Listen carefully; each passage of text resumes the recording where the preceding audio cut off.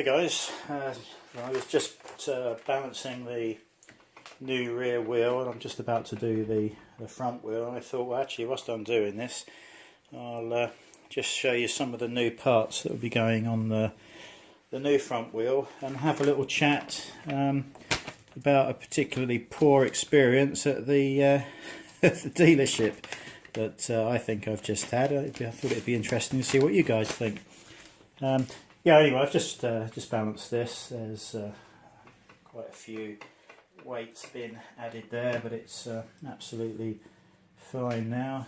You've seen me do this before, so I didn't think I'd bother filming that. And then I thought, well, I might as well discuss what's happened. Anyway, so we've gone for EBC discs and pads, the double H sintered pads for the front.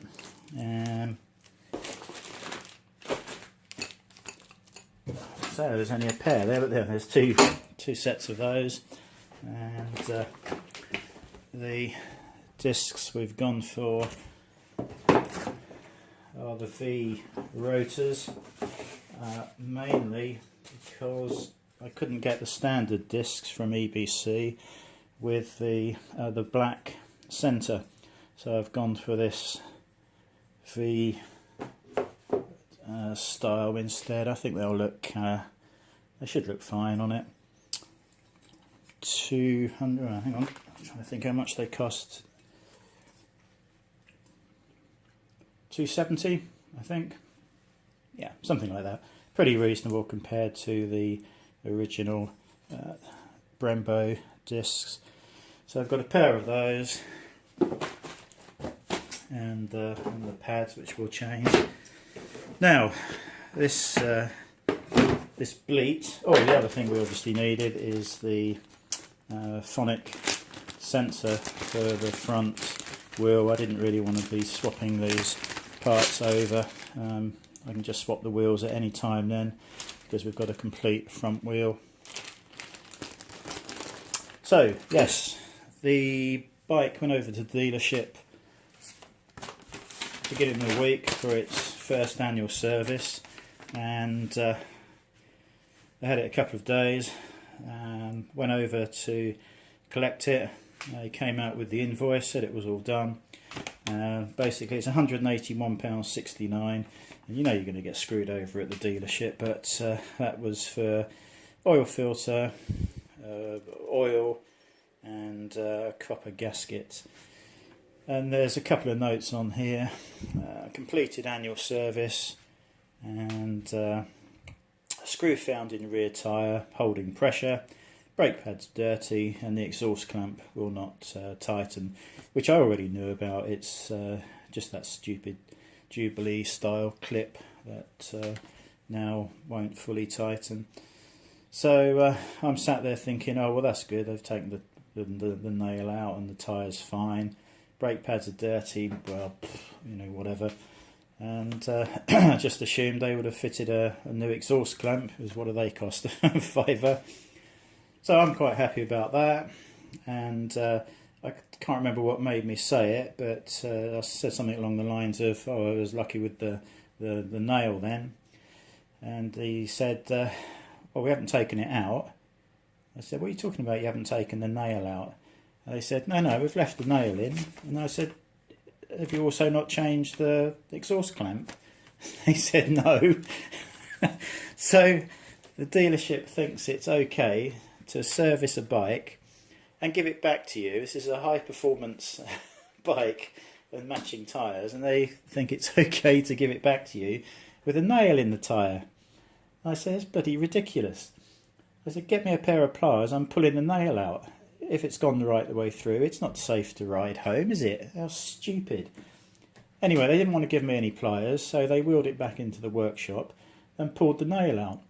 And of course the tyre went straight down. So of course the only tyres they carry are the Rosso 2s, and I had the winter tyres on as it is at the moment. So I either had the bike recovered back home, swap to the summer tyres, and then in the winter, you know, get another one of the Michelins, or I had a Rosso 2 fitted over there. So I had to go for the Rosso 2 in the end because I thought that would be the quicker option. But does anybody else think that you really shouldn't service a bike and then give it back with a nail in the tyre? Oh God. And the exhaust clamp. What is that? A 10-minute task to simply fit a new exhaust clamp? Charge me the 10 minutes, charge me the cost of the clamp, and we're all happy. But no, they, that's how they were going to give it back. So yeah, a bit of a rant, I think, on there. Not impressed. Thought I'd grab all the parts that were left over from the warranty work, and because some of the things I've replaced pattern parts, the clutch levers. Sorry, not pattern parts. Other parts I've fitted new brake and clutch levers, but I wanted the new clutch lever. If I ever sell the bike, I can put the original parts back on. So pillion seat covers there in a big box, so I can't take that back on the bike. I'm going to have to get that within the car. But there's no clutch lever. And they said, well, it wasn't on the email. And I said, well, yeah, I know that, but I spoke to John when I realised although I'd sent a photo of the clutch lever all corroded, I hadn't written it down in the email. And so there's no clutch lever for me. And the guy that was dealing with it has now left. It's just the bloody shambles. That was sorted out in February. And it's now the end of May. Bloody useless. Anyway, so the next thing I've got to do is pop the discs and the phonic rotor onto the front wheel and get that balanced. And then we're going to get these swapped over.